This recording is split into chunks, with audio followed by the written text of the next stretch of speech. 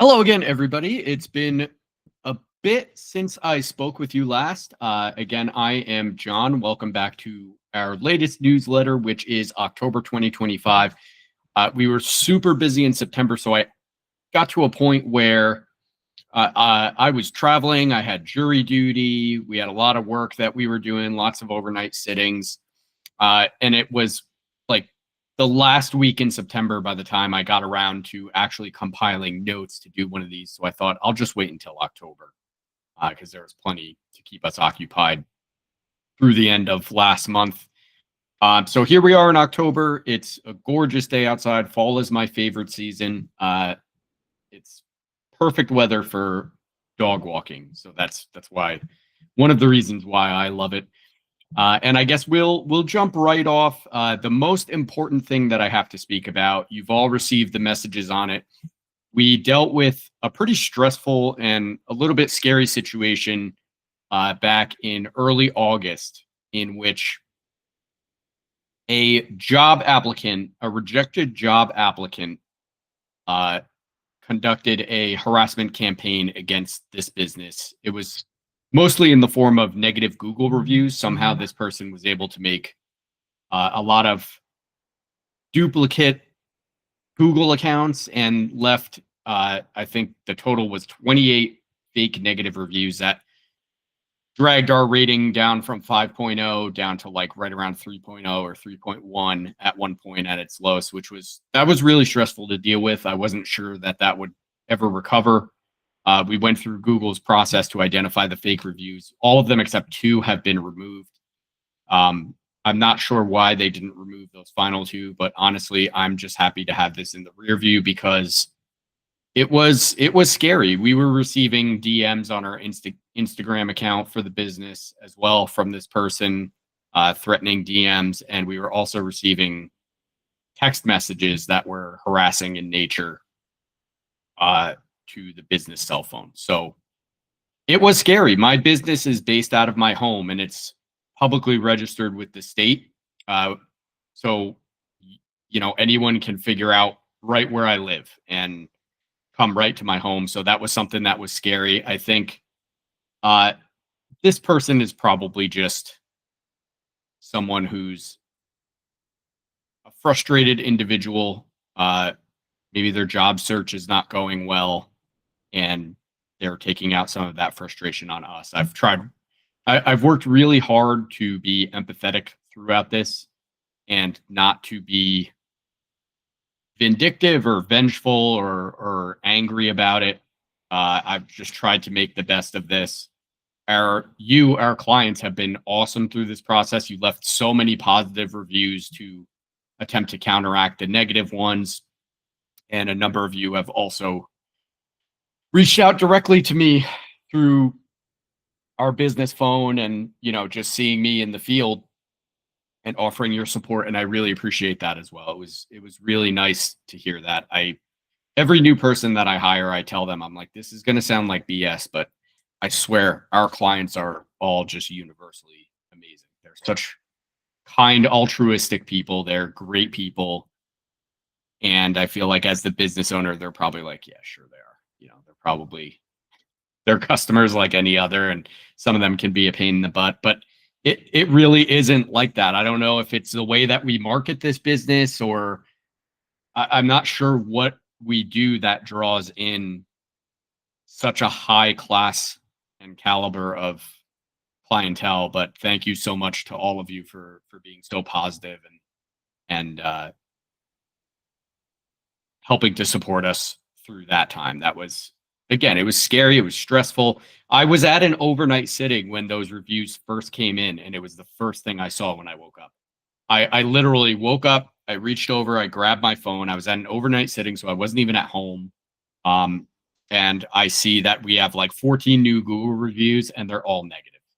And I'm like, what is going on? And it's a long story. I won't get too into the details, but we were able to identify this person because, not through any internet sleuthing, but because they literally just left the first negative review with their real name. And I remembered seeing this person's application and rejecting it like 3 days prior. The name stuck with me for whatever reason. And to be clear, this is just a job applicant. This is not even, I mean, not only was it not an employee, it was also not anyone that we interviewed or even exchanged messages with.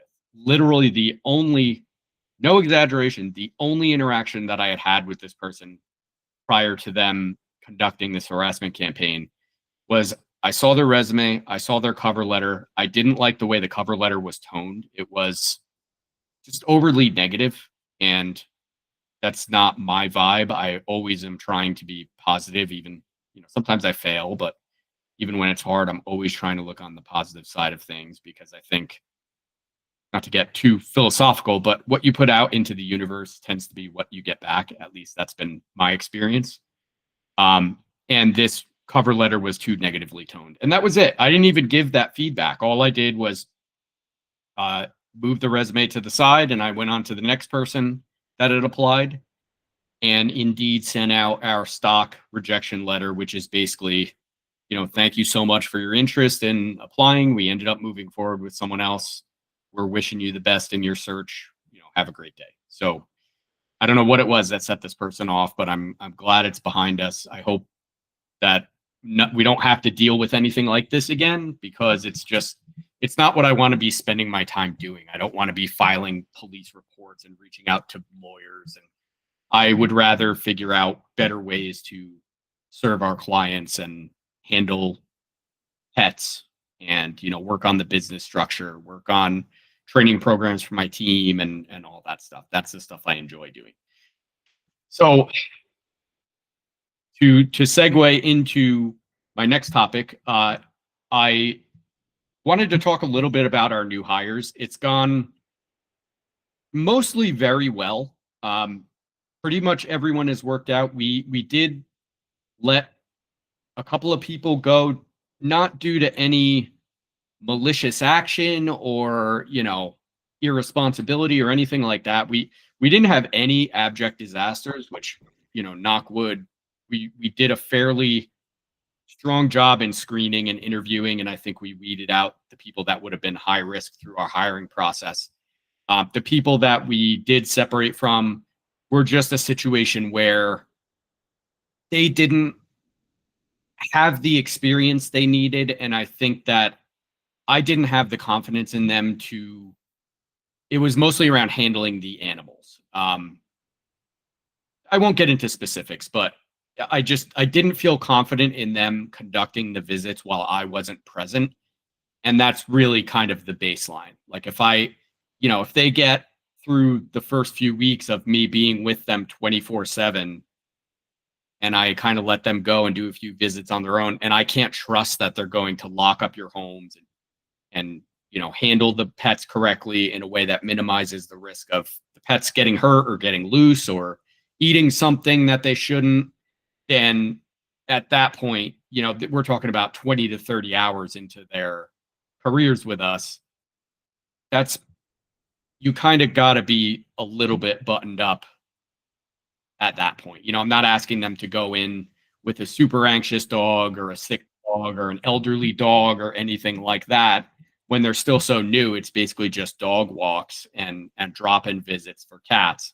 And if I can't trust them to do that after 20 or 30 hours, it's probably not going to be a fit. So that was essentially what happened. We ended up with a team full of just amazing people. And one of my favorite things that's happened off of this, which I didn't really consider would eventually start to happen, is now we have clients who will request a team member and specifically want that team member to handle their dog, which I love that so much, because that means that you guys are as fond of our team members as I am.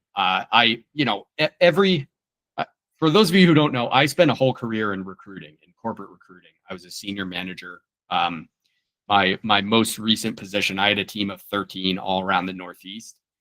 And I have almost always recruited and hired based on, first and foremost, people that I like, people that I like talking to, that I vibe with. And we don't necessarily have to have anything in common. I mean, some of my workers are college students. We're entirely different generation and gender and different paths of life. but we click, I get along with them. And I think that you guys have people like that as well. And it's not necessarily like, oh, I hope we don't get this sitter, I don't really like them. It's more like, for example, I'll name names because I tell the sitters too when people request them, because I think they love it. They're like, oh, that's awesome. Like I did such a good job. They requested me. We have clients who have requested George, which I'm not surprised about that. George is such a great kid. He's just full of positivity, and you can tell that he just loves animals. That's not surprising. We've had people request Jess, which that is not surprising either, because she's a total pro. I mean, for George, I think his personality is infectious, and he's just a fun person to be around. But if you see, and not that Jess is not that way, but if you see her with dogs, you can tell she has a whole career working with dogs. It's blatantly obvious. Like, she knows how to handle big dogs, little dogs, anxiety, aggression. I mean, she was one where after the first week with her, I was like, Jess, you don't need much more shadowing from me. Like, it's really just figuring out our portal and how to log visits and getting to know our clients, because there's not too much I can teach about pet handling. I think it's probably more likely that Jess can teach me stuff about pet handling.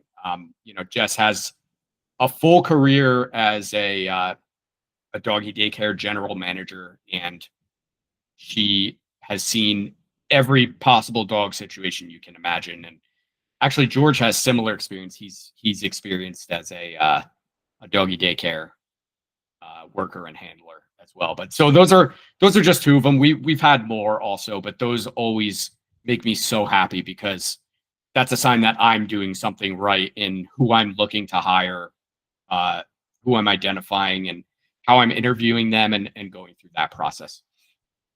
And another one that's been super reliable is Alyssa. Alyssa, I've come to rely on a lot. I think most of you will know her because she has the most open availability. So she tends to work every weekday. She's been amazing. And Alyssa actually does not have professional pet handling experience. So Alyssa was someone I hired because she's been volunteering in the animal world for years and years, and what she does is she actually fosters rescue dogs. So she's been doing that for years. Her own dog is a beagle who competes in scent work challenges, and Alyssa has been front and center for all of her own dogs training, and that's clearly bled off onto her because she is amazing with the dogs as well. Like, so good, just so confident. Dogs warm up to her right away. She knows how to properly positively reinforce them and how to handle them on walks. And when I hired Alyssa and I shadowed her, it was similar to Jess. I was like, there's not too much that I have to teach you. You kind of know what you're doing already. And she caused me to revise. When I first started hiring, it was everyone has to have professional pet experience. They had, whether they're doing sitting on their own, or they worked for doggy daycare, or they're a vet tech or a groomer or whatever it is. Those were all the people that I was targeting. And when I hired Jess, I was like, okay, so actually, I don't think they need professional pet care experience. They just have to be more than, oh, I really like dogs and I would like to hang out with dogs all day. It has to be, are you volunteering? Are you, do you have 3 dogs of your own and they are show dogs, or they're training every week and you're around that and seeing how the trainers handle dogs? Because that's basically Alyssa. She's a volunteer and she trains her own dog, and she's amazing. So that's caused me to revise some of the people that I'm looking for. At least where we are at the moment, again, we're in a really good spot. I'm knocking wood every day because we have a really solid team that we've put together over the past, I think I started hiring in early June. So I'm feeling like we're set. Obviously, things happen. People leave, go into different fields, whatever it might be. I'm still poised for that to happen. But as we're situated now, the business has 7 employees, including myself. So we have 6 team members aside from me. And I feel really confident and comfortable with that number, mostly because of the people that we have in place. I have no concerns about the team that we've built currently. I think some people are less experienced with dogs and need more reps still and more experience, and that's fine. I always kind of, I'm not going to find 6 expert pet handlers just out of the blue in a couple months. So I'm fine with training people up. I'm still shadowing them in the field, and I think it's not all sunshine and roses, of course.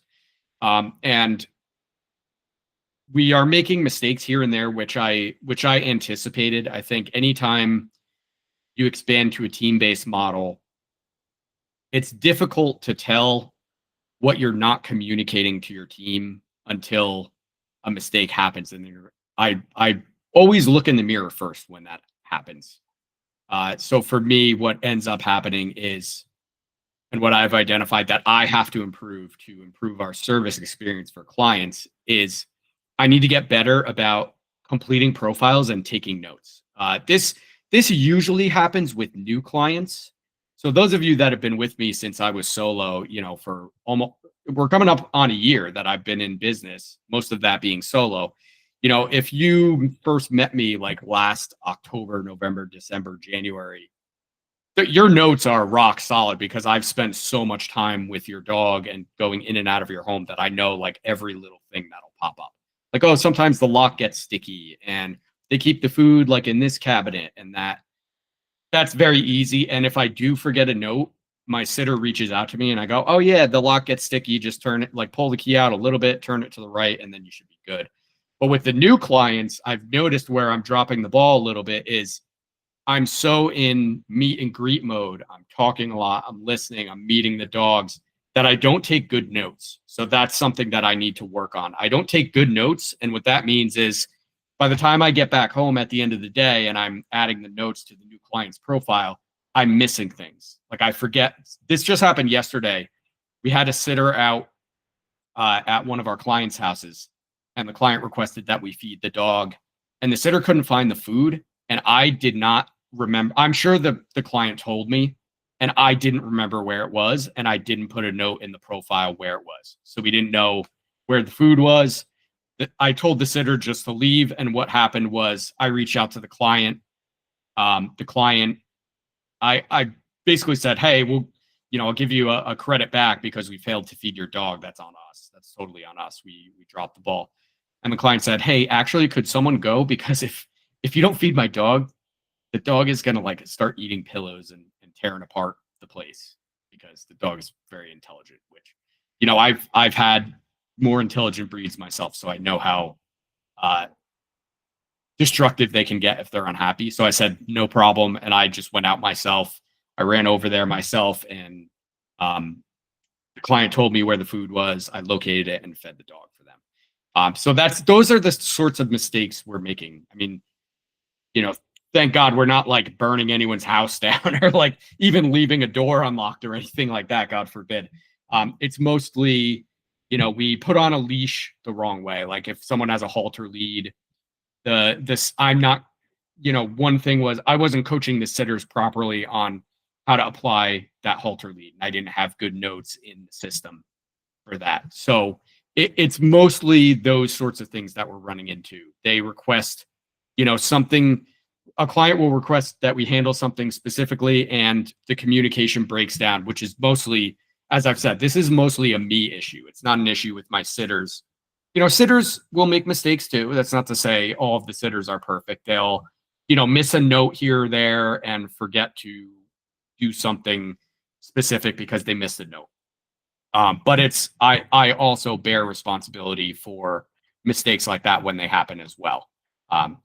As discussed, I need to get better at taking notes and making sure that the proper guidance is in our system. So that's been where we've dropped the ball a little bit. I try to be really open-handed when something like that happens. I mean, a number of clients, if we've made a mistake, I will almost always err on the side of offering you a credit just as an apology, and with assurances that we'll get this cleaned up and this will not happen again. And thankfully, don't think I might be wrong. I might not be thinking of something, but I don't think we've had a situation where we've made the same mistake twice.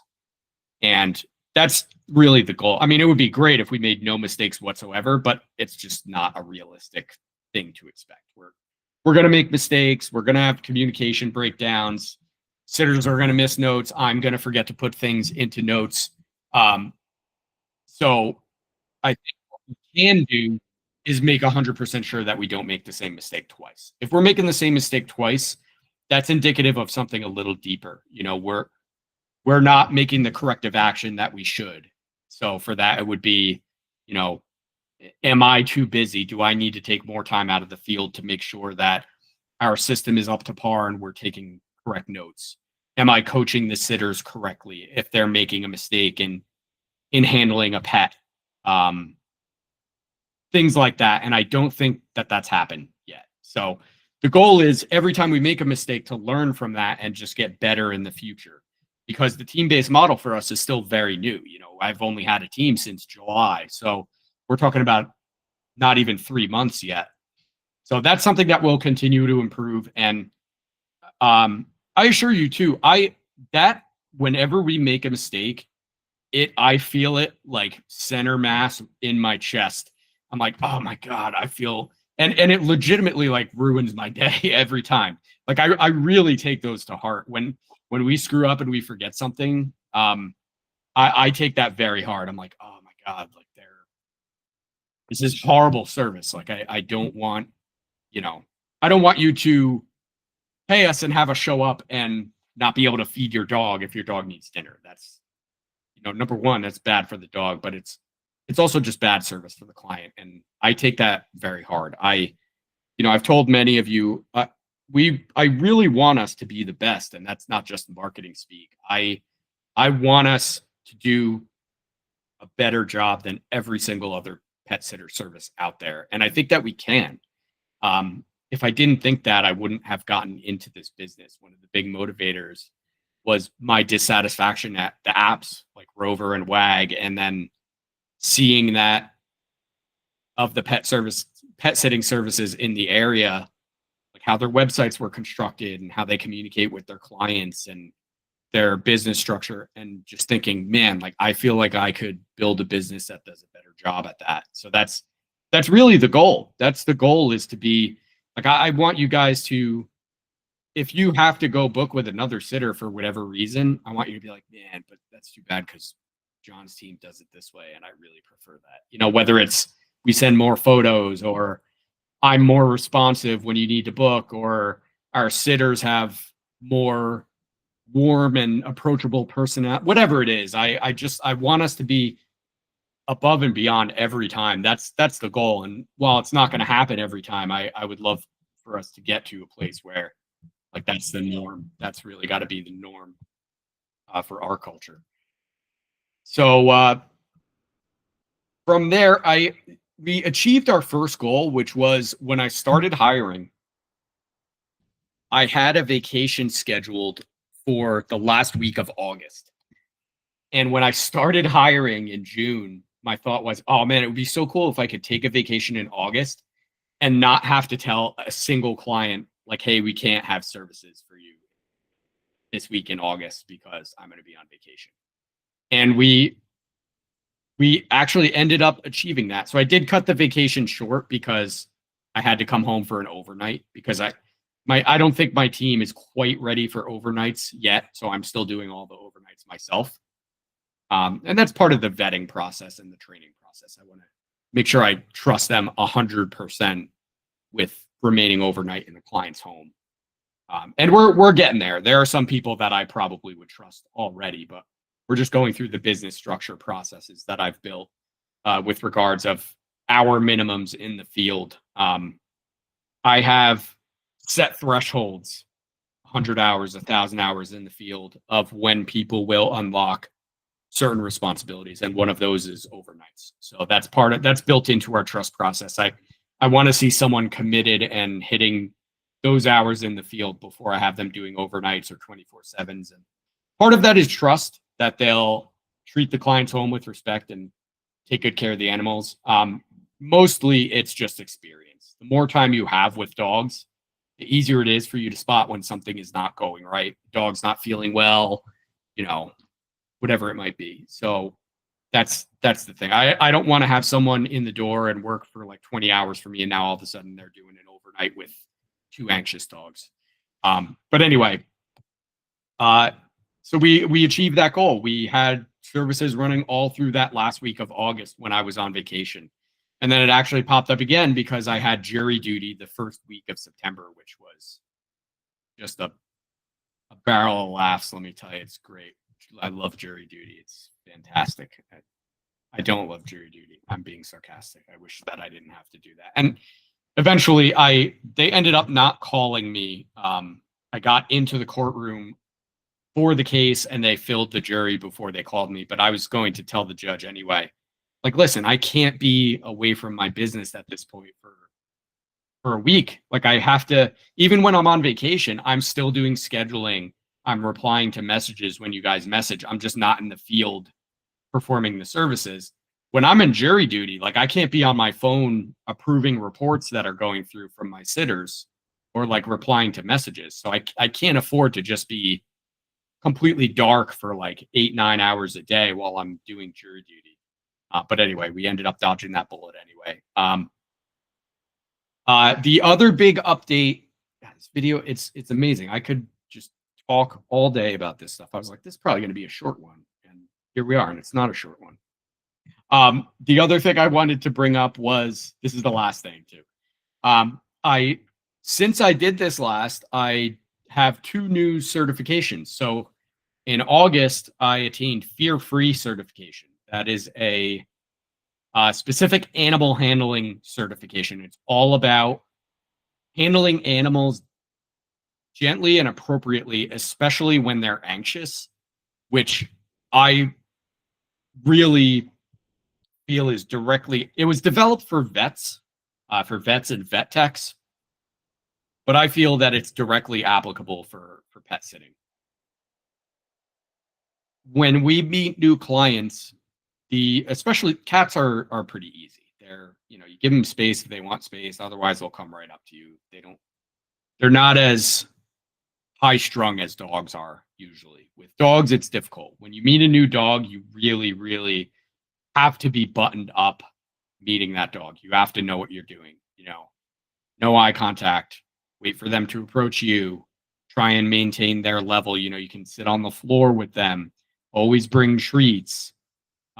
There's a number of things that I coach my people on when they first meet a new dog, to make sure the process goes as smoothly as possible. And I think that fear-free builds into that a lot. It's a lot of, where do you first touch the dog when they approach you? You don't want to go over their head. You want to go for the chest or behind the shoulder blades. So those sorts of things. And part of the reason I did fear-free, I learned some stuff from it. Certainly, I certainly don't know everything yet, but I would say probably more than half of it were things that I was already aware of just through my prior professional experience as a pet groomer and as an animal handling volunteer for animal welfare centers.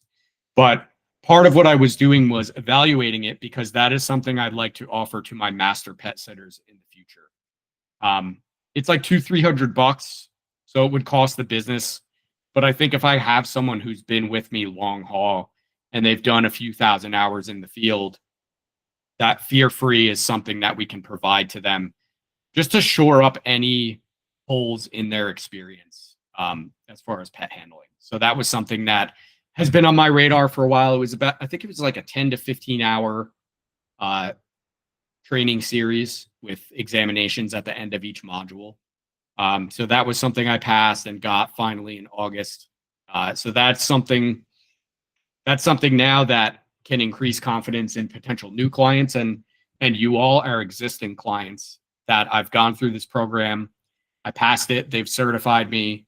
And I think just as an aside, we hear from people all the time, new clients that we sign, that their dogs have had trouble with other sitters in the past or neighbors. They've reacted badly. And then we have our sitters come through, and with some of these training principles and reinforcing how to approach new dogs and nervous dogs, they're like, wow, like they liked your sitters right away. And in reality, that's not really how it works. It's just our sitters know how to carefully approach the new dogs and really take their time in making the dogs comfortable. And then after a couple visits, the dogs realize that we're there to walk them and give them treats, and they're good to go. So I think Fear Free will augment that a lot. The other one that we got, which I just got in September, is CPPS.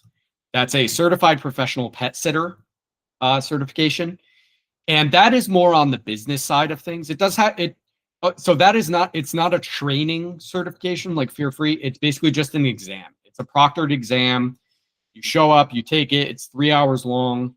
And if you pass, they give you this CPPS certification, which basically says this person knows how to handle pets. They know how to handle clients. They know how to structure a pet sitting business. So that is something that I wanted for myself, mostly as the business owner, just to show like, hey, we're a professional and capable business. We know what we're doing. And yes, I says that we do. So here you go. I don't think I'll offer that for our employees just because it's focused a lot on solo pet sitting and pet sitting business owners. But Fear Free is definitely something I would like to get my people trained in. And then, you know, we also have CPR training and stuff coming up in October I'm doing that myself, and for any of my team members who want to join me with that, we're doing first aid and CPR training this month at Lecca Academy, which is in Woodland Park. And I think that's it. So, you know, I don't think these updates will be monthly, but I will do them every so often, maybe every other month or every quarter, whenever things come up that I feel like are not urgent, but should be relayed to you. I'll do one of these again. So as always, thank you so much for being with us. This since I've been doing this has become my life mission, and it's super important to me that we are handling your pets and giving you peace of mind in the best way that we possibly can. So thank you for being with us. If you have any questions, concerns ever, always feel free to reach out to me. You can send a message through the portal. You can send me a text message, email us, whatever you need. We're here for you. Thank you guys so much. We appreciate you, and I will see you out in the field.